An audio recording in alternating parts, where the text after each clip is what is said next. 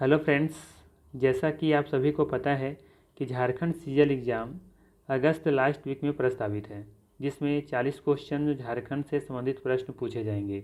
इसलिए हमने topic wise MCQ test series शुरू किया है। यह मेरा दूसरा वीडियो है। पहला वीडियो का लिंक डिस्क्रिप्शन में दिया हुआ है या फिर प्लेलिस्ट में जाके चेकआउट कर सकते हैं। यकीन मानिए वो वीडियो देखिए, बहुत आपको बेनिफिट होने वाला है, बहुत फ़ायदा होने वाला है। आज का टॉपिक है झारखंड भौतिक स्वरूप एवं झारखंड का भूगर्भिक संरचना। तो चलिए फिर शुरू करते हैं आज का पहला सवाल से। आज का पहला सवाल है आपके लिए, कितने भौगोलिक क्षेत्र में झारखंड को विभाजित किया गया है। सिंपल सा सवाल है कि कितने भौगोलिक क्षेत्र में झारखंड को विभाजित किया गया है। 2, 3, 4, 5। ध्यान रखिएगा, इसमें बहुत सारे ऐसे क्वेश्चन हमने लिया है जो कि किसी न किसी प्रीवियस एग्जाम में पूछे गए हैं। ठीक है, तो इसका सही आंसर होना चाहिए यहाँ पे 2, 3, 4, 5। तो सही आंसर है यहाँ पे 4। ठीक है, 4 मुख्य भौगोलिक क्षेत्र में झारखंड को विभाजित किया गया है। बात करें कि कौन कौन, तो उसका नाम याद रखिएगा। पहला है यहाँ पे पाट क्षेत्र। ठीक है, सेकेंड है यहाँ पे रांची हजारीबाग पठार। रांची हजारीबाग पठार। इसके बाद है आपका राजमहल ट्रैप। राजमहल ट्रैप। और चौथा है आपका चाईबासा का मैदान।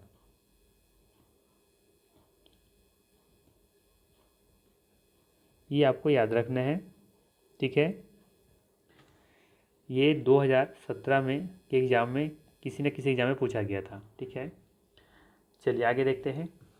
अगला सवाल है आपका, ये भी सिंपल सा सवाल है। छोटा नागपुर का पठार प्रायद्वीपीय पठार के किस भाग में स्थित है। उत्तर पश्चिम, दक्षिण पश्चिम, दक्षिण पूर्व या फिर उत्तर पूर्व। इसमें हमें पता होना चाहिए कि छोटा नागपुर का पठार कहाँ है और प्रायद्वीपीय पठार कहाँ है, तो आसानी से हम इसका आंसर दे पाएंगे। ठीक है, तो इस मैप को देखेंगे आप, तो यहाँ पे ये वाला जो एरिया है यहाँ से, है ना, ये वाला जो एरिया है देखेंगे, ये सभी जो एरिया है वो क्या है, ये जो एरिया देखेंगे यहाँ पे, ये प्रायद्वीपीय पठार है। नीचे वाला पार्ट, ये सभी प्रायद्वीपीय भाग के हिस्से भाग हैं। ठीक है, जबकि यहाँ पे देखेंगे छोटा नागपुर का पठार, ये वाला जो भाग दिख रहा होगा आपको, ठीक है, ये वाला भाग थोड़ा सा ये दिख रहा होगा, ये है छोटा नागपुर प्लेट्यू। ठीक है, तो आप बताइए, लोकेशन ऐसा कुछ होगा तो कहीं ना कहीं यहाँ पे है, तो क्या होना चाहिए इसका सही आंसर, आप बताइए। बिल्कुल सही जा रहे हैं आप लोग। सही आंसर क्या हो जाएगा, एक तो पहले उत्तर में है, ठीक है, उत्तर में, और साथ साथ में पूरब में। ठीक है, तो उत्तर पूर्व हो जाएगा। ठीक है, ये वाला दिशा में है तो उत्तर पूर्व इसका सही आंसर हो जाएगा। ठीक है, तो यहाँ पे डी ऑप्शन सही होगा, उत्तर पूर्व। ठीक है, तो ध्यान रखिएगा, छोटा नागपुर का पठार प्रायद्वीपीय पठार के किस भाग में स्थित है, तो उत्तर पूर्व भाग में स्थित है। राइट, चलिए आगे देखते हैं, कोई कन्फ्यूजन नहीं होना चाहिए यहाँ पे। बाकी भी देख सकते हैं, आपको पता होना चाहिए कि कौन सा पठार कहाँ पे स्थित है। ठीक है, तो लगभग यहाँ पे पठार दिए हुए सबको, आप चाहे तो यहाँ पे देख सकते हैं। चलिए आगे देखते हैं। अब सवाल है कि छोटा नागपुर का जो पठार है किस चट्टान जो है वो कैसी है या किस चट्टान से बनी है। परतदार चट्टान है या फिर बेसाल्ट चट्टान है या फिर क्रिस्टलीय एवं कायांतरित है, या इनमें से कोई नहीं है। तो ध्यान रखिएगा, छोटा नागपुर का पठार की जो चट्टान है वो क्रिस्टलीय है और साथ ही साथ कायांतरित भी है। ठीक है, कायांतरित की जगह पर रूपांतरित भी किया हो, ठीक है, तो भी ध्यान रखिएगा, उसका सही आंसर होगा। नेक्स्ट है, सवाल है छोटा नागपुर पठार की रचना किस चट्टान से हुई है। छोटा नागपुर पठार की रचना किस चट्टान से हुई है। ऑप्शन है परतदार चट्टान, अग्नेय चट्टान, लावा चट्टान या फिर परिवर्तित चट्टान। तो ध्यान रखिएगा, इसका सही आंसर होगा यहाँ पे लावा चट्टान। छोटा नागपुर पठार की जो रचना हुई है वो लावा चट्टान से हुई है। ठीक है, चलिए आगे देखते हैं अगला सवाल क्या है। अगला सवाल है यहाँ पे, छोटा नागपुर का पठार राज्य के कुल भूभाग का कितना प्रतिशत क्षेत्र घेरे हुए है। अब सवाल ये उठता है कि छोटा नागपुर का जो पठार है वो कुल भूमि का कितना प्रतिशत क्षेत्र जो है वो घेरे हुए है। ऑप्शन दिया हुआ है 50%, 48.2%, 47.8%। बहुत ही क्लोज डेटा दिया हुआ है यहाँ पे। ठीक है, तो अनुमान देखेंगे यदि तो अनुमान लगा सकते हैं कि आधा तो लगभग फैला हुआ है, लेकिन एग्जैक्ट डेटा आपको याद रखना होगा यहाँ पे। तो ध्यान रखिएगा, यहाँ पे जो सही आंसर होगा वो होगा 47.8%। ठीक है, सी ऑप्शन यहाँ पे बिल्कुल सही हो जाएगा। ठीक है, अब यहाँ पे देखा जाए, इसको मैप को देखिए अच्छा थोड़ा सा, तो इसे देखने से अनुमान लग जाएगा कि लगभग ये 50% के आसपास ये फैला हुआ है। ठीक है, देखिए ये वाला जो एरिया दिख रहा है आपको, ये वाला और ये वाला, ये दोनों है। इधर नीचे वाला है आपका दक्षिण छोटा नागपुर, ऊपर वाला है आपका उत्तरी छोटा नागपुर, और दोनों को मिला के हम लोग क्या बोलते हैं, छोटा नागपुर। ठीक है, तो यहाँ पे देखेंगे लगभग में ये 50% के आसपास में फैला हुआ भाग है। ठीक, तो ध्यान रखिएगा, यहाँ पे आपको देखने को मिलेगा ये वाला राजमहल की पहाड़ियाँ हैं, यहाँ पे कोडरमा हिल है, हजारीबाग पठार है, पारसनाथ की पहाड़ियाँ हैं, रामगढ़ की पहाड़ियाँ हैं, और ये दोनों मिला करके इसे हम लोग छोटा नागपुर का पठार कहते हैं। और यहाँ पे पलामू का पठार है, यहाँ पे रांची का पठार है। ठीक है, इधर वाला एरिया देखोगे इधर पाट क्षेत्र देखने को मिलता है यहाँ पे, और ये वाला कोल्हान की पहाड़ी है, दालमा की यहाँ भी पहाड़ी है। तो ये सब चीज़ें आपको दिमाग में फिट होना चाहिए। ठीक है, तो आसानी से आप किसी भी क्वेश्चन का आंसर आप दे पाएंगे। राइट, तो चलिए आगे देखते हैं। तो इसका समझ में आ गया, इसका क्या आंसर होगा, 47.8% के आसपास है छोटा नागपुर का पठार का कुल भूमि का जो प्रतिशत है वो। ठीक है ना, चलिए आगे देखते हैं। अब अगला सवाल है यहाँ पे, छठा नंबर क्वेश्चन है कि छोटा नागपुर के वर्तमान धरातल का किस चट्टान से निर्माण हुआ है। छोटा नागपुर के वर्तमान धरातल का किस चट्टान से निर्माण हुआ है, बेसाल्ट, क्वार्ट्ज या सिस्ट या ग्रेनाइट एवं नीस। ध्यान रखिएगा, यहाँ पे पूछा जा रहा है वर्तमान धरातल के बारे में। ठीक है, तो छोटा नागपुर के वर्तमान धरातल पूछा जाए कि किस चट्टान से निर्माण हुआ है। ठीक है, तो यहाँ पे जो ऑप्शन दिए हुए बेसाल्ट, क्वार्टर्ज है, सिस्ट है, ग्रेनाइट एवं नीस है। तो इसका जो सही आंसर होगा डी ऑप्शन होगा। ठीक है, ग्रेनाइट और नीस से बना हुआ है छोटा नागपुर का वर्तमान धरातल की चट्टान। ठीक है, तो याद रखिए ग्रेनाइट और नीस होगा। अगला सवाल है, छोटा नागपुर पठार है एक अग्रहारी है, एक गर्त है, एक पदस्थली है, या फिर एक संप्राय भूमि है। अब यहाँ पे आपके मन में सवाल आ सकता है कि पहले इसका आंसर जानते हैं कि इसका आंसर क्या है। तो इसका आंसर याद रखिएगा कि छोटा नागपुर पठार जो है एक संप्राय भूमि है। ठीक है, डी ऑप्शन यहाँ पे सही होगा, एक संप्राय भूमि है ये छोटा नागपुर पठार। अब सवाल ये है कि एक संप्राय भूमि क्या है, संप्राय भूमि क्या है, इसका अर्थ क्या होता है, इसका मतलब होता क्या है। तो याद रखिएगा, ये पर्वत और पठार के लंबे समय तक अपर्दन से बने मैदान, अपर्दन या फिर अपर्दन जनित मैदान या फिर संप्राय भूमि कहलाती है। बात समझ में आया, पर्वत हो या पठार हो कि लंबे समय तक अपर्दन से जो बनता है मैदान, अब ठीक है, पर्वत या पठार के लंबे समय तक अपर्दन से जो मैदान बनता है उसे हम लोग क्या कहते हैं, संप्राय भूमि कहते हैं। ठीक, तो याद रखिएगा छोटा नागपुर पठार एक ऐसी भूमि है, तो ये एक संप्राय भूमि है। ठीक है, तो डी ऑप्शन यहाँ पे सही होगा। अगला क्वेश्चन के बारे में बात करें हम लोग। सवाल है, खनिजों का गोदाम घर के नाम से कौन जाना जाता है, मालवा का पठार, छोटा नागपुर का पठार, विंध्य का पठार, या फिर राजमहल की पहाड़ियाँ। बहुत ही आसान सा सवाल है, सही आंसर हो जाएगा यहाँ पे छोटा नागपुर का पठार। ठीक है, छोटा नागपुर का पठार को हम लोग क्या कहते हैं, खनिजों का गोदाम घर। अगला है सवाल है, झारखंड का सबसे ऊंचा भूभाग है, लेकिन ध्यान रखिएगा पारसनाथ पहाड़ी को छोड़ करके पूछा है, पारसनाथ के बारे में नहीं पूछा है, क्योंकि हम लोग जानते हैं कि झारखंड का सबसे ऊंचा भूभाग कौन सा है, तो पारसनाथ है। लेकिन पूछा है कि यहाँ पे पारसनाथ पहाड़ी को छोड़ करके झारखंड का सबसे ऊंचा भूभाग कौन सा है, पाट क्षेत्र है, मध्यवर्ती की पहाड़ियाँ हैं, या बाह्य पठार है, या इनमें से कोई नहीं। तो यहाँ पे सही आंसर हो जाएगा आपका पाट क्षेत्र। ठीक है, ध्यान रखिएगा पाट क्षेत्र इसका सही आंसर है। झारखंड का दूसरा सबसे ऊंचा भूभाग जो है वो है पाट क्षेत्र का। ठीक है, पाट क्षेत्र देखने को कहाँ मिलेगा, तो ध्यान रखिएगा कि आपको सबसे ऊपर में देखेंगे गढ़वा, पलामू, और उसी के नीचे देखेंगे कि जो लातेहार के नीचे फिर जो क्षेत्र है ना आपका गुमला वाला क्षेत्र, तो वो वाला क्षेत्र जो है वो आपको देखने को मिलेगा उधर उस एरिया में पाट क्षेत्र। ठीक है, आप चाहें तो यहाँ पे अवलोकन कर सकते हैं, देखिए इसको, ये देखिए क्षेत्र वाला जो दिख रहा है ना आपको, ये वाला क्या है, पाट क्षेत्र है। ठीक है, यहाँ से कोई कन्फ्यूजन नहीं होना चाहिए, यहाँ पे देखने को मिलेगा आपको पाट क्षेत्र। ठीक है, तो यहाँ पे ये झारखंड का दूसरा सबसे ऊंचा भूभाग यहीं पे देखने को आपको मिलता है। ठीक है, तो ये हो गया आपका सही आंसर ए ऑप्शन। आगे है अब सवाल है कि पाट क्षेत्र की औसत ऊंचाई कितना है, एवरेज हाइट कितना है पाट क्षेत्र का, 700 से लेकर के 900 मीटर तक, या फिर 900 से लेकर के 1100 मीटर तक, या फिर 1100 से लेकर 1300 मीटर तक, या फिर 1300 से लेकर के 1500 मीटर तक।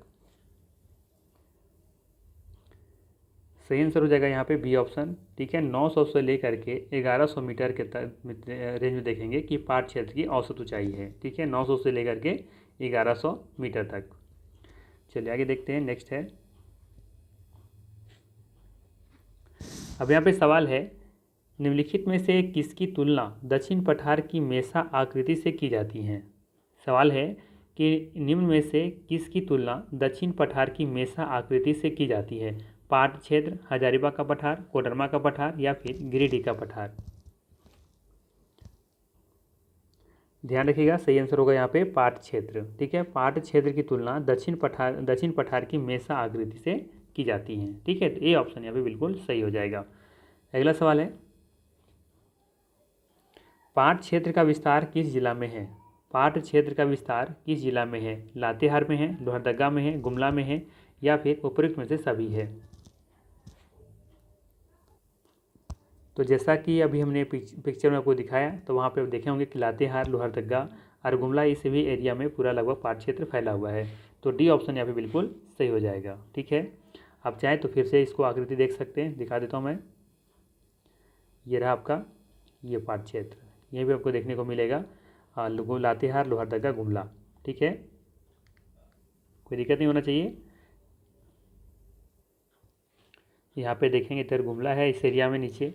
ठीक है, इधर गुमला देखने को मिलेगा। ठीक है, और इस एरिया में देखने को मिलेगा यहाँ पे लोहरदगा, और ये वाला जो पार्ट है, ये वाला पार्ट, ये यहाँ पे है लातेहार। ठीक है, तो ये कह सकते हैं कि यहाँ पे तीनों जगह पर फैला हुआ है ये पाट क्षेत्र। ठीक, अगला सवाल है, रांची पठार की औसत ऊंचाई कितनी है। रांची पठार की औसत ऊंचाई कितनी है। ठीक है, जैसा कि हमने पाट क्षेत्र को औसत ऊंचाई देखा 900 से लेकर के 1100 मीटर तक थी। अब बताना है कि रांची पठार की औसत ऊंचाई कितनी है, 750 मीटर, 700 मीटर, 600 मीटर, 550 मीटर। जाहिर सी बात है कि पाट क्षेत्र से कम ही देखने को मिलेगा, क्योंकि पाट क्षेत्र तो झारखंड की दूसरी सर्वोच्च देखने को मिलता है, भूभाग देखने को मिलता है वहाँ पे। तो वहाँ पे 911 से यहाँ पे कम ही देखने को मिलेगा रांची पठार का। तो ये ऑप्शन भी वही सेट किया हुआ है, 750, 700, 600 या 550। ठीक है, तो आपको याद रखना है कि 600 मीटर के आसपास यहाँ पे औसत ऊंचाई देखने को मिलती है। सी ऑप्शन बिल्कुल सही हो जाएगा। राइट, चलिए आगे बढ़ते हैं। अगला सवाल है, रांची पठार का निर्माण हुआ है। अब सवाल है कि रांची पठार का निर्माण हुआ है किस काल में, किससे हुआ है, बेसाल्ट से, नीस एवं ग्रेनाइट से, या सिस्ट से, या फिर क्वार्ट्ज से। तो ध्यान रखिएगा, चाहे रांची पठार हो या फिर छोटा नागपुर का पठार हो, ये दोनों का निर्माण नीस एवं ग्रेनाइट से हुआ है। ठीक है, कन्फ्यूजन नहीं होना है। छोटा नागपुर का पठार पूछे तो भी और रांची का पठार बोले तो भी, ये दोनों का निर्माण नीस एवं ग्रेनाइट से हुआ है। ठीक, चलिए आगे देखते हैं। अब सवाल है, रांची एवं हजारीबाग के पठार को एक दूसरे से कौन अलग करती हैं। ठीक है, रांची का पठार और हजारीबाग का पठार को एक दूसरे से कौन अलग करता है। जैसे मान लेते हैं कि इधर हजारीबाग का पठार है, इधर इधर ये रांची का पठार है, तो दोनों अलग कौन कर रहा होगा, दामोदर नदी, शंख नदी, स्वर्ण रेखा नदी, या फिर अजय नदी। अजय नदी तो मुझे नहीं लगता कि आप लोग टिक करेंगे कभी, क्योंकि अजय नदी बिल्कुल क्या है, उत्तर साइड में है, नहीं, तो ये तो पॉसिबल नहीं है। आप तो इसे हटा सकते हैं। बचा 3 नदी। एक यहाँ पे एक और नदी है शंख नदी। तो शंख नदी पे भी आप अगर ये नदी के बारे में पढ़े होंगे तो शंख नदी के बारे में आप नहीं सोचेंगे। क्यों नहीं सोचेंगे, क्योंकि देखेंगे ये गुमला से निकलती है, और गुमला से निकलते हुए इस तरीके से ये उड़ीसा की तरफ चली जाती हैं। राइट, तो ये भी नहीं पॉसिबल नहीं है। यहाँ पे सबसे बेस्ट ऑप्शन क्या दिख रहा है आपको, दामोदर नदी। ठीक है, दामोदर नदी देखेंगे कि लातेहार जगह है टोरी, वहाँ से निकलती हैं, और कुछ इस तरीके से ये निकलते हुए फिर से निकल जाती हैं, फिर से इस तरीके से निकल जाती हैं। और देखेंगे वो इधर हजारीबाग पठार, इधर ये आपका रांची का पठार, ये इस दोनों को क्या करते हैं, 2 भागों में विभाजित करती हैं, अलग करती हैं। ठीक है, तो इसका सही आंसर क्या हो जाएगा, दामोदर नदी। जब मैप पर देखेंगे आप, ठीक है, तो आपको वहाँ से पता चलेगा कि दामोदर नदी कुछ इस तरीके से निकली है, लातेहार से निकलते हुए इस तरीके से है ना, ये निकल गई हैं और बंगाल की तरफ चली गई हैं। ठीक है, तो इसका सही आंसर क्या हो जाएगा आपका दामोदर नदी। ठीक है, स्वर्ण रेखा नदी तो नहीं होगा, ये देखेंगे नगरी तरफ से निकलती हैं। ठीक है, इस तरीके से निकल जाती हैं, तो ये तो अलग विभाजित नहीं कर रहा है ना। ये दो देखेंगे कि रांची से निकल रहा है इधर से, ये आपका शायद पूर्वी सूबी पश्चिमी नहीं पूर्वी सिंहभूम, हाँ ठीक है, पूर्वी सिंहभूम से निकलती हुई निकल चली जाती हैं किधर, ये आगे बढ़ती हुई चली जाती हैं बंगाल की तरफ।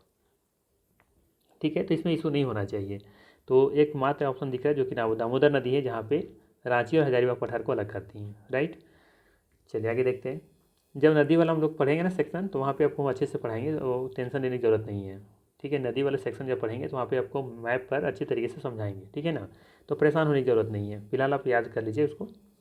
चलिए आगे देखते हैं। रांची एवं हजारीबाग के पठार किनारे अवस्थित बाह्य पठार या फिर निम्न पठार की औसत ऊंचाई कितनी है।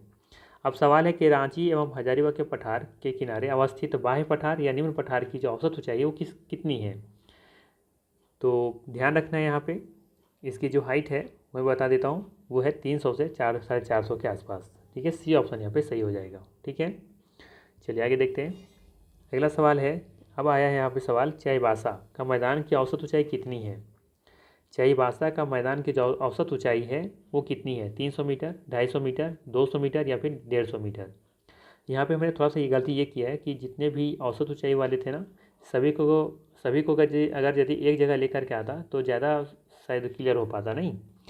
चलिए खैर कोई नहीं, आप ऐसा करेंगे कि जितने भी मैदान देख रहे हैं आप, सबकी हाइट जो होगा एक जगह लिख लीजिएगा, तो याद करना आसान हो जाएगा आपके लिए। ठीक है, वो मेहनत मैं आपके लिए मैं थोड़ा सा नहीं कर पाया, उसके लिए सॉरी, लेकिन आप खुद मेहनत कर सकते हैं इसके लिए। ठीक है, तो चाईबासा का मैदान की जो औसत ऊंचाई कितनी है, तो ध्यान रखना यहाँ पे जो औसत ऊंचाई है इसकी वो है यहाँ पे 150 मीटर। ठीक है, ज़्यादा नहीं है इसका, 150 मीटर के आसपास चाईबासा का जो मैदान की जो एवरेज हाइट देखने को मिलती है वो 150 मीटर है।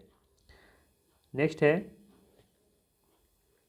हिमालय क्षेत्र के पशु निम्न में से कहाँ पाए जाते हैं। अब थोड़ा सा अलग सवाल आ गया है, हिमालय क्षेत्र के पशु निम्न में से कहाँ पाए जाते हैं, पारसनाथ पहाड़ में या फिर पोराहाट की पहाड़ी में या फिर राजमहल की पहाड़ियों में या फिर इनमें से कोई नहीं।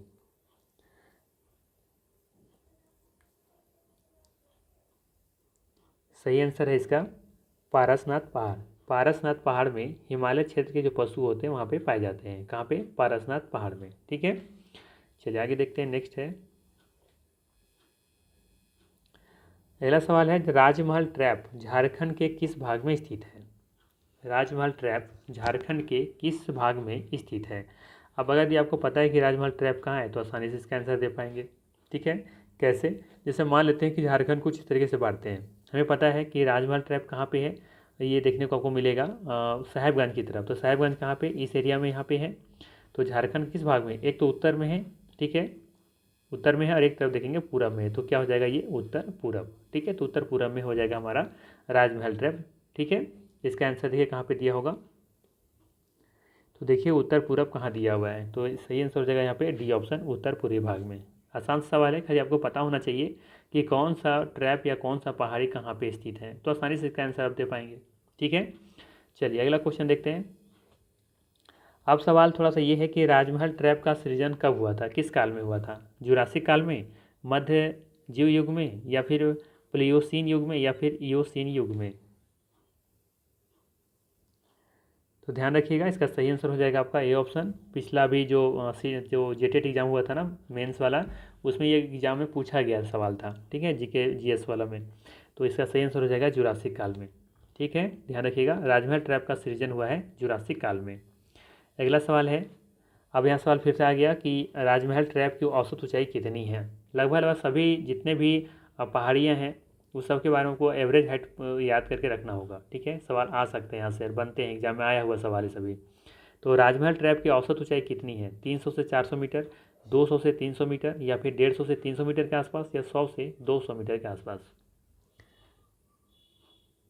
तो ध्यान रखिएगा, 150 से 300 मीटर राजमहल ट्रैप की औसत ऊंचाई कितना है, 150 से 300 मीटर के आसपास इसका औसत ऊंचाई है। अगला सवाल है, राजमहल ट्रैप कैसी चट्टानों से निर्मित है। राजमहल ट्रैप अब बताना है कि किस चट्टान से बनी हुई है, आर्कियन से, धरवाड़ से, कुड़प्पा से या फिर कुटप्पा से या फिर बेसाल्ट से।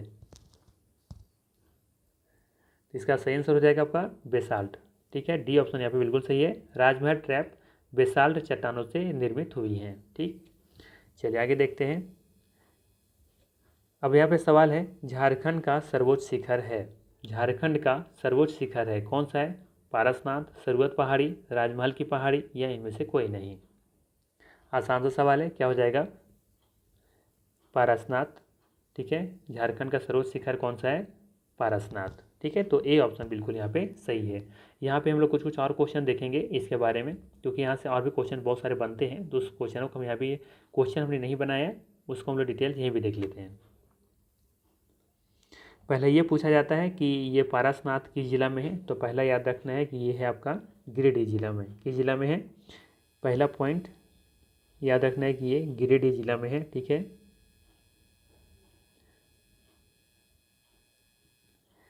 दूसरा क्या याद रखना है? दूसरा याद रखना है आपको कि पारसनाथ पहाड़, पूछा जाता है कि पारसनाथ पहाड़ किस पठार का हिस्सा है। ठीक है, पारसनाथ पहाड़ किस पठार का हिस्सा है, तो इसका आंसर क्या हो जाएगा? गिरिडीह पहाड़, गिरिडीह पठार। ठीक है, गिरिडीह पठार का हिस्सा है ये, अक्सर पूछा जाता है। ठीक है, तो ध्यान रखिएगा। एक तो पहला पूछा जाएगा कि पारसनाथ किस जिला में है, तो गिरिडीह जिला में है। ये किस पठार का हिस्सा है, तो ये गिरिडीह पठार का हिस्सा है। ठीक है, इस बात की यहाँ पे ध्यान रखना है कि ये समेध शिखर के रूप में चर्चित इस पहाड़ी पर देखेंगे कि जैन धर्म के 24 में से टोटल कितने हुए थे? 24 में से देखेंगे कि 20 जो तीर्थकार थे, है ना, 20 तीर्थकार जो थे यहाँ पे अपना मोक्ष की प्राप्ति किए थे। ठीक है, और यहीं पे देखेंगे कि 23वें जो तीर्थकार थे पारसनाथ जी, तो उनका जो निर्वाण प्राप्त हुआ था यहीं पे हुआ था। ठीक है, और यहाँ पे एक स्थान है, इसी स्थान को हम लोग मधुबन के नाम से भी जानते हैं, विख्यात है यहाँ पे मधुबन के नाम से। अब बात करें कि पारसनाथ पहाड़ी का निर्माण किस युग में हुआ था, तो ध्यान रखिएगा आर्कियन युग में हुआ था। ठीक है, किस युग में हुआ था? आर्कियन युग में, आर्कियन युग में। ठीक है, और ये भी सवाल पूछा जा सकता है कि ये किस नदी के किनारे है, ये नदी के पूछा जाए तो नदी के नाम बताइएगा, बराकर नदी। ठीक है, तो इतने सवाल यहाँ से बनाए जा सकते हैं। ठीक है, हाइट पूछ लेगा तो बता दिए। ठीक है, इसका हाइट नहीं बताएं तो लिख लीजिए 1365 मीटर। ठीक है, गिरिडीह जिला में है, किस पठार का हिस्सा है, तो ये गिरिडीह पठार का हिस्सा है। ठीक है, 24 में से 20 तीर्थकार यहीं पे अपना निर्वाण प्राप्ति किए थे, और ये किस युग का चट्टान है कि बना हुआ है, तो ये आर्कियन युग का है, और किस नदी के किनारे है, तो ये बराकर नदी के किनारे स्थित है। ठीक है, तो इतने सवाल यहाँ से बन सकते हैं। अब अगला सवाल लेते हैं। अगला सवाल है, पश्चिमीय या उच्चतर रांची की पठार को स्थानीय स्तर पर किस नाम से जाना जाता है। अब सवाल है कि पश्चिमी या उच्चतर रांची की जो पठार है उसको स्थानीय स्तर पर से किस नाम से जानते हैं? पाट क्षेत्र के नाम से, पलामू क्षेत्र से, नेतरहाट क्षेत्र के नाम से, या फिर हजारीबाग क्षेत्र के नाम से। तो याद रखिएगा पश्चिमी भाग पूछा जा रहा है ना, तो देखेंगे रांची पठार का जो पश्चिम वाला हिस्सा इधर वाला है ना, इधर वाला पश्चिम इधर हो जाएगा, तो इधर वाला हिस्सा किसके नाम से जानेंगे? पाट क्षेत्र के नाम से जानेंगे। ठीक है, तो इसका सही आंसर हो जाएगा आपका पाट क्षेत्र। ध्यान रखिएगा पाट क्षेत्र इसका सही आंसर होगा, जबकि हमने बता दिया है कि पाट क्षेत्र का जो औसत ऊंचाई है वो 900 से 1100 के बीच में रहता है। अगर मान लेते हैं कहीं दे दिया है एग्जाम में दे दिया 1000 मीटर, ठीक है, तो इसका आंसर ये भी आप टिक करेंगे। ठीक है, 900 से लेकर के आपको 1000 के बीच में जो भी डेटा रहेगा उसी पर आपको टिक करना है। ठीक है, चलिए आगे देखते हैं अगला सवाल क्या है। अगला है, भौगोलिक दृष्टि से गिरिडीह जिले के मोटे तौर पर 2 प्राकृतिक विभाजनों में विभाजित किया जाता है। ठीक है, बताना कौन कौन। पहला ऑप्शन में दिया हुआ है केंद्रीय पठार और ये निचला होना चाहिए था, निचला पठार। ठीक है, और पश्चिम पठार या फिर उत्तरी पठार। सी ऑप्शन में दक्षिण पठार और पश्चिम पठार, या इनमें से कोई नहीं। इनके से कोई नहीं है, देखिए कितना गलत टाइपिंग थोड़ा सा हो गया, माफ़ कीजिएगा, इनमें से कोई नहीं होगा यहाँ पे। ठीक है, तो बताइए इसका सही आंसर क्या होगा। तो ध्यान रखिएगा भौगोलिक दृष्टि से गिरिडीह जिले को मोटे तौर पर 2 प्राकृतिक विभाजनों में विभाजित किया गया है। उसका नाम है, एक है केंद्रीय पठार और दूसरा है निचला पठार। तो ए ऑप्शन यहाँ पे सही हो जाएगा, केंद्रीय पठार और निचला पठार। ठीक है, तो निचला कर लीजिएगा, निचले पठार। नेक्स्ट है आपका, किन चट्टानों का, सवाल है किन चट्टानों को धात्विक खनिज का भंडार कहा जाता है। धारवाड़ युगीन, कुड़प्पा युगीन या फिर विंध्यन युगीन। सही आंसर हो जाएगा यहाँ पे धारवाड़। ठीक है, धारवाड़ युगीन इसका सही आंसर है। और इसी को कभी कभी हम लोग कोल्हान श्रेणी भी कहते हैं। ठीक है, तो कंफ्यूज नहीं कीजिएगा, अगर कोल्हान अगर देखने को मिल रहा है तो भी आप इसको टिक करेंगे, कोल्हान श्रेणी। ठीक है, धारवाड़ क्रम में धात्विक खनिजों का जमाव बड़े पैमाने पर हुआ है। इन खनिजों में देखेंगे तो लोहा, तांबा, बॉक्साइट, निकेल, सोना, मैग्नीज, चांदी, टीन आदि सब चीज़ों को यहाँ पे प्रमुखता है। ठीक है, देखने को मिलते हैं यहाँ पे। चलिए आगे देखते हैं, अगला सवाल क्या है। अगला सवाल है, झारखंड की द्वितीय सर्वोच्च शिखर कौन सा है। प्रथम तो लोगों ने देख लिया, पारसनाथ है। ठीक है, अब बताना आपको कि झारखंड की द्वितीय सर्वोच्च शिखर कौन सा है। सर्वत पहाड़ी, रांची का पठार या पोराहाट की पहाड़ी या इनमें से कोई नहीं। ऑप्शन के हिसाब से आप यहाँ पे देख लीजिए, यहाँ पे है आपका, ये था एक सर्वत की पहाड़ी था और यहाँ पे एक पोराहाट है। देखिए ये वाला पोराहाट है, यहाँ पे दिख रहा होगा पोराहाट। ठीक है, तो पोराहाट आपको समझ में आ रहा होगा कि कहाँ पे है। बाकी एक राजमहल इधर देखने को मिलेगा यहाँ पे। ठीक है, और एक है सर्वत की पहाड़ी। तो अब बताना है आपको यहाँ पे कि यहाँ पे दूसरी सबसे ऊंची चोटी कहाँ देखने को मिलता है। तो ये सर्वत की जो पहाड़ी है आपको गढ़वा जिला में शायद देखने को मिलेगा, एक बार कंफर्म हो लीजिएगा। ठीक है, मुझे एग्जैक्ट नहीं याद आ रहा है, लेकिन हमको लगता है कि ये गढ़वा जिला में होना चाहिए। ठीक है, तो ये सर्वत पहाड़ी इसका सही आंसर है। झारखंड की द्वितीय सर्वोच्च शिखर कौन सा है, तो सर्वत पहाड़ी है। ठीक, चलिए आगे देखते हैं। निम्न में से कौन सा कथन सत्य है। अब सवाल है यहाँ पे कि निम्न में से कौन सा कथन सत्य है। पहला दिया है कि सारंडा की पहाड़ी एवं वीर मित्रपुर की पहाड़ी सिंहभूम पठार के दक्षिण में स्थित है। ठीक है, तो ध्यान रखिए ये कथन सही है। यहाँ पे सारंडा की पहाड़ी और वीर मित्रपुर की जो पहाड़ी है वो सिंहभूम पठार के दक्षिण में स्थित है। ठीक है, बात करें हम लोग यहाँ पे पोराहाट की पहाड़ी, रांची पठार तथा सिंहभूम पठार के मध्य में स्थित है। तो आपको हम अभी दिखाए थे पोराहाट को। ठीक है, तो देखे होंगे ये रांची पठार और नीचे था सिंहभूम पठार, ऊपर में रांची पठार, नीचे सिंहभूम पठार, यहीं पर बीच में देखने को मिल रहा था आपको पोराहाट। ध्यान दीजिए, बैक जाकर के देख सकते हैं आप वहाँ पे। तो ये भी कथन यहाँ पे सही है। बात करें हम लोग लोहरदगा की पहाड़ी, रांची के पठार के पश्चिम भाग में स्थित है। तो देखिए रांची का पठार कहाँ पे, यहाँ पे है, और यहाँ पे देखेंगे लोहरदगा इधर इस साइड में है। ठीक है, लोहरदगा थोड़ा ऊपर नहीं, थोड़ा सा नीचे है, ऊपर यहाँ पे तो आपको लातेहार देखने को मिलेगा। ये तो पश्चिम साइड ही हुआ ना, ये रांची के पश्चिम ही तो साइड में हुआ, पूरा तो इधर होगा। ठीक है, तो कह सकते हैं ये भी कथन सही है। तो यहाँ पे इस हिसाब से देखेंगे तो डी ऑप्शन बिल्कुल सही हो जाएगा। यहाँ पे तीनों का तीनों कथन सही है। ठीक है, नेक्स्ट है आपका, झारखंड में सर्वाधिक किस प्रकार का शैल समूह पाया जाता है। सवाल है, झारखंड में सर्वाधिक किस प्रकार का शैल समूह पाया जाता है। आर्कियन शैल समूह, बेसाल्ट शैल समूह, कुड़प्पा शैल समूह या फिर धारवाड़ शैल समूह। ठीक है, पूछा जा रहा है कि झारखंड में सर्वाधिक किस प्रकार का शैल समूह पाया जाता है। तो याद रखना है आपको यहाँ पे आर्कियन शैल समूह का सबसे ज़्यादा यहाँ पे शैल समूह पाया जाता है। तो ए ऑप्शन सही होगा यहाँ पे। नेक्स्ट है, उस पत्थर का क्या नाम है, उससे नहीं होना चाहिए, उस पत्थर का क्या नाम है जो झारखंड में दक्कन, थोड़ा सा क्वेश्चन को हम करेक्ट करते हैं, आप सवाल सही हुआ। उस पठार का क्या नाम है जो झारखंड में दक्कन जैव भौगोलिक प्रांत का हिस्सा बनता है। सवाल क्या है, उस पठार का नाम बताना है जो झारखंड में दक्कन जैव भौगोलिक प्रांत का हिस्सा बनता है। छोटा नागपुर पठार, मालवा पठार, बघेलखंड पठार या फिर बुंदेलखंड पठार। तो याद रखिएगा छोटा नागपुर पठार इसका सही आंसर है। ठीक है, उस पठार का नाम क्या है, तो छोटा नागपुर पठार है, जो कि झारखंड में देखेंगे कि दक्कन जैव भौगोलिक प्रांत का हिस्सा बनता है ये। ठीक है, तो दक्कन जैव देखेंगे कि थोड़ा सा छोटा नागपुर पठार से सटा हुआ क्षेत्र है ये। ठीक है, तो ध्यान रखिएगा, इसका ए ऑप्शन बिल्कुल सही हो जाएगा। नेक्स्ट है, और इस सेशन का लास्ट क्वेश्चन है, छोटा नागपुर पठार किस चट्टानों से बना हुआ है। छोटा नागपुर पठार किस चट्टानों से बनाया है। ठीक है, बना है, जो भी होगा से बना है होना चाहिए। ठीक है, छोटा नागपुर पठार किस चट्टानों से बना है।